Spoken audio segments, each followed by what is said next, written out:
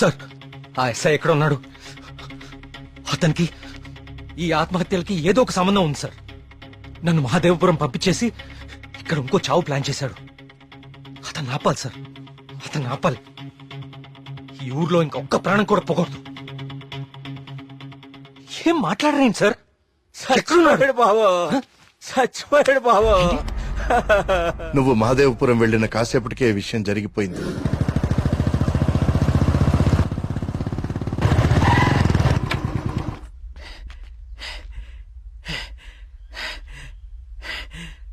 Inspector గారు, tea ఇదేమంటారా?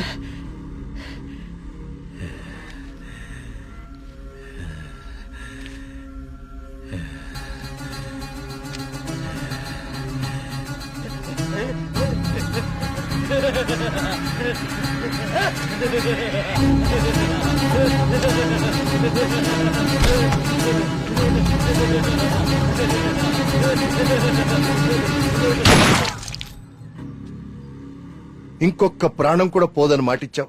ఇప్పుడు ఊళ్ళో వాళ్ళకి మనం ఏమని ధైర్యం చెప్తాం? ఏ ఊరి చరిత్ర చూసినా ఏముంది? నా ఎండు చేపల కంపు, చిన్న చేపలు చచ్చి పెద్ద చేపలు బతికిన ఇదని చెప్పండి. అంతకంటే ఏం చెప్తారు? మీ వంశ చరిత్రలో ఈరగాథలు చెప్పుకోవడానికి ఈ ఊరు ఉండాలి, ఆ గుడి ఉండాలి, చిత్తం బాబు అనడానికి ఈ మడుసులు ఉండాలి. కానీ వర్మ గారు, మీకు ఊడిగా చేయడానికి కూడా మడుసులు మిగడం లేదు ఈ ఊళ్ళో. ఎమ్మెల్యే గారు, మీరు నన్ను అపార్థం చేసుకుంటున్నారు. ముందు మీరు సరిగా అర్థం చేసుకోండి. పోతున్న పేనాలు గుడిసిల్లోయి, కోట్లో కాదు కదా. అందుకే మీకు అర్థం కావట్లేదు. అయినా ప్రశ్నకి సమాధానం చెప్పండి. ప్రమాదం అని తెలిసి ఈ ఊళ్ళోనే ఎందుకు ఉండాలి? ఇన్ని పేనాలు పోతున్నా ఏ స్వార్థంతో మీరు జనాల్ని ఈ ఊరు వదిలి అనుకుండా చేస్తున్నారు? చెప్పండి సమాధానం. వర్మ గారు, గుడి దగ్గర చిన్న పూజారి ఆత్మహత్య చేసుకోవడానికి ప్రయత్నించాడు.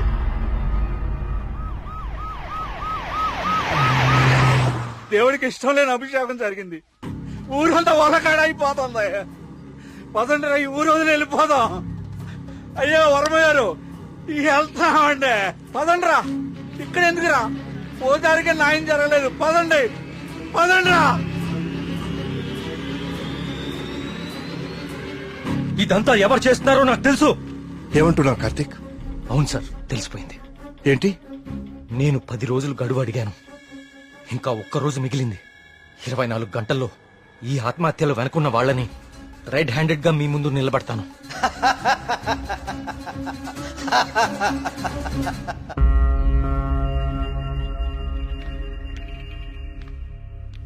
కార్తీక్ అడిగిన ఒక్కరోజు గడువు గురించి ఎమ్మెల్యే గారితో ఫోన్లో మాట్లాడారు. ఇంకే ఒక్క ప్రాణ నష్టం జరిగినా మనమంతా ఈ ఊరు ఖాళీ చేయాల్సి వస్తుందని ఆయన చెప్పేశారు.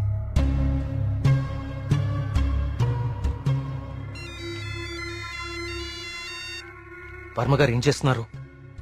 ముఖ్యమంత్రి గారితో ఎమ్మెల్యే గారితో ఇప్పటిదాకా ఫోన్లో మాట్లాడారు. ఇంకేవో మన ఊరు గురించి మాట్లాడుతున్నారు. సరే కుమార్. స్వామి, సమస్య సృష్టించింది నువ్వే, పరిష్కారం చూపించాల్సింది నువ్వే. ఊరు ఖాళీ అవ్వడమే నువ్వు చూపించే పరిష్కారమా?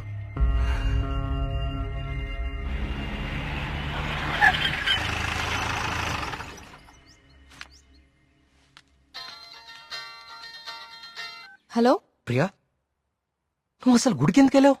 ఓ, ఇక్కడ కూడా సీసీటీవీ కెమెరాలు పెట్టావా? ముందు ఇంటికెళ్ళు. ఇంట్లో ఒక్కదాన్నే ఉండాలంటే భయంగా ఉంది కార్తిక్. కొంచెం ధైర్యంగా ఉంటుందని గుడికొచ్చాను. ఏమిటో ఇన్ని సంవత్సరాల్లో మొట్టమొదటిసారిగా దేవుడికి నైవేద్యం పెట్టలేదు. అంతా కలికాలం. కాల్ చేస్తాను. తీర్థం తీసుకో.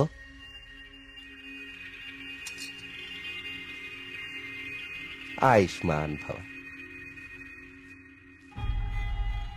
అమ్మగారు నమస్కారం అండి. పూజారి గారి ప్రసాదం మీకు ఇచ్చి రమ్మన్నారు, ఓకే. తీసుకోండి. హలో. హలో. Thank you. ఉంటానమ్మా. ప్రియా వచ్చింది ఎవరు? పూజారి గారు ప్రసాదం ఇచ్చి పంపించారు. ఇందాక ఇవ్వడం మర్చిపోయారంట. సరే, జాగ్రత్త.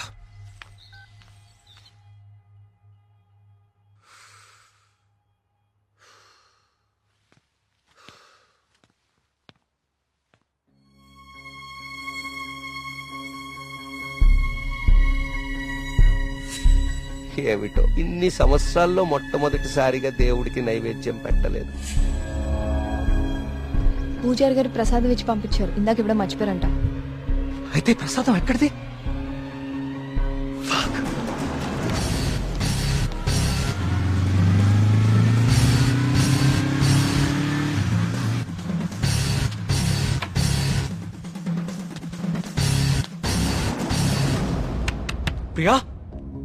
ప్రియా ప్రియా ప్రియా తలుపుతీ ప్రియా ప్రియా వినపడుతుందా?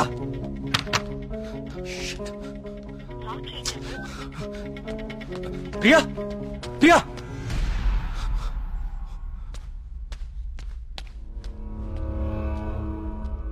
ప్రియా నీ ఫోన్ స్విచ్ ఆఫ్ లో ఎందుకుంది? తలుపు కొడుతుంటే తీయట్లేదేంటి? Priya what happened?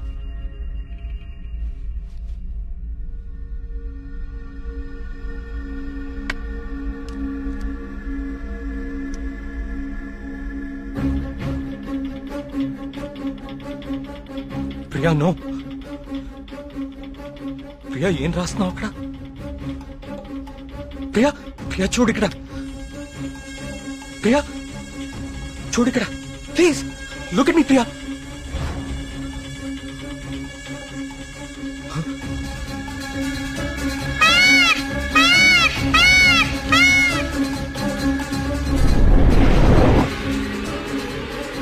ప్రియా ప్రియా ప్రియా ప్రియా ప్రియా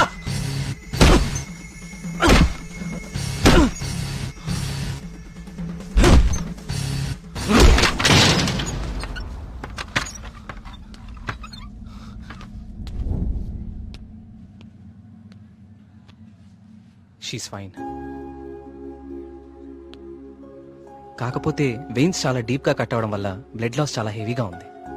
తన స్పృహలోకి రావడానికి కొంచెం టైం పడుతుంది.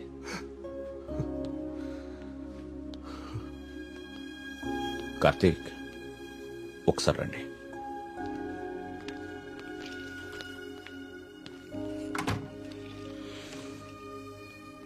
కార్తీక్ నువ్వు నన్ను రమ్మండం మంచిదైంది. నీ అనుమానం నిజం. ప్రియ తిన్న ఫుడ్లో ఒక డ్రగ్ కలపబడింది. ప్రియ బ్లడ్ ని పవర్ఫుల్ మైక్రోస్కోపిక్ అబ్జర్వేషన్ చేశాను. ఆ డ్రగ్ వల్లే ప్రియ ఆత్మహత్య చేసుకోబోయింది. విషయం అయితే చనిపోతారు, ఇలా డ్రగ్ మూలంగా ఆత్మహత్య చేసుకోవటం ఏంటి? చెప్తాను. కొన్ని వందల సంవత్సరాల క్రితం ఆయుర్వేద బ్రహ్మగా పేరొందిన సుశ్రుతుడు కొన్ని రకాల మొక్కలకి మనిషి మెదడుని కంట్రోల్ చేసే శక్తి ఉందని కనుగొన్నాడు. వాటితో ఒక డ్రగ్ తయారు చేశాడు.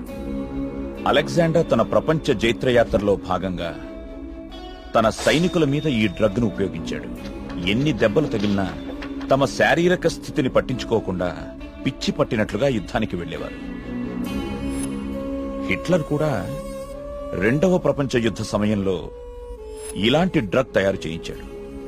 అయితే అదంత సక్సెస్ అవ్వలేదు. ఆ డ్రగ్ ని 3 డోసెస్ గా ఇస్తారు. రోజుకి 1 డోస్.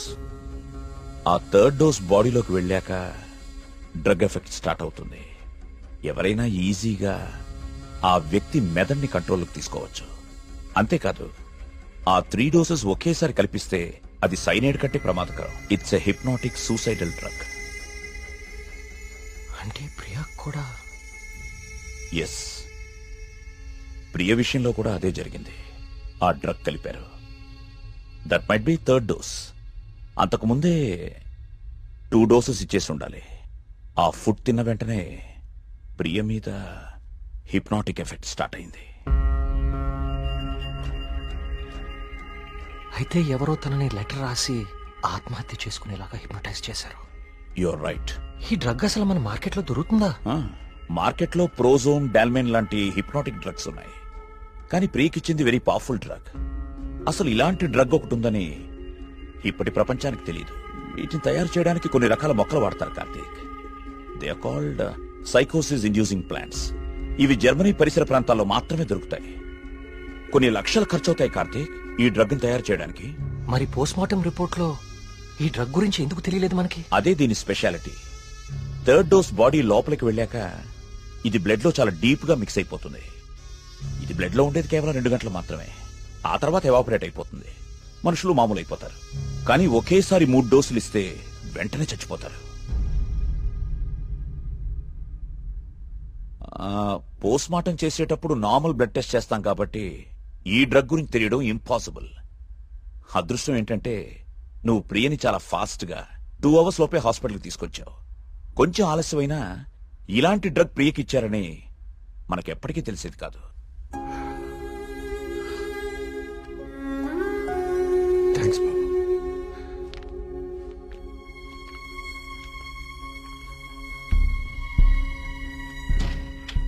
అయితే అన్ని ఆత్మహత్యలకి కారణం ఆ డ్రగ్. సుబ్రహ్మణ్యపురం లాంటి చిన్న ఊరు మీద ఇన్ని లక్షలు ఖర్చు పెట్టి ఎందుకు ఈ డ్రగ్ ఉపయోగించారు? దేవుడి పేరు వాడుకుని జనాలను ఎందుకు చంపారు?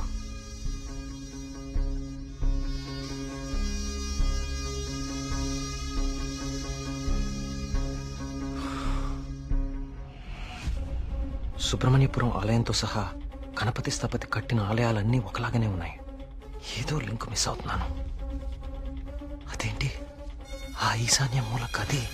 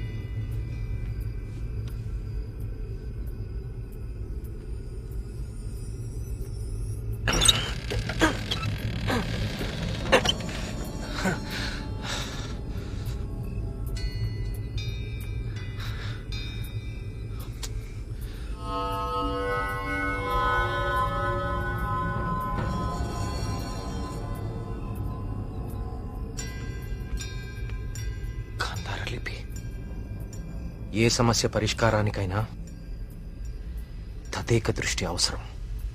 తదేక దృష్టితో చూడు, పరిష్కార మార్గాలు తెరుచుకుంటాయి.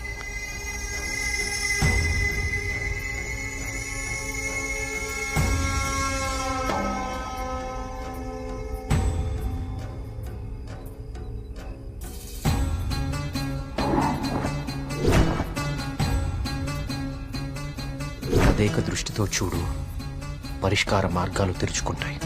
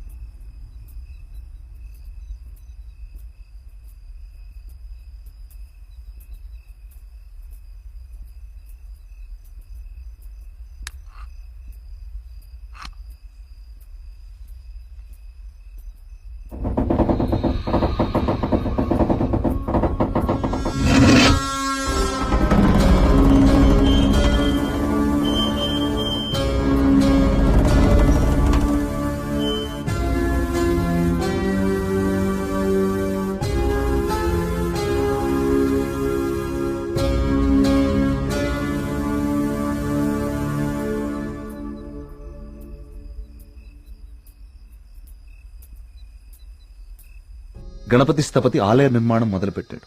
స్వామి విగ్రహం అతన్నెందుకో బాగా ఆకర్షించింది.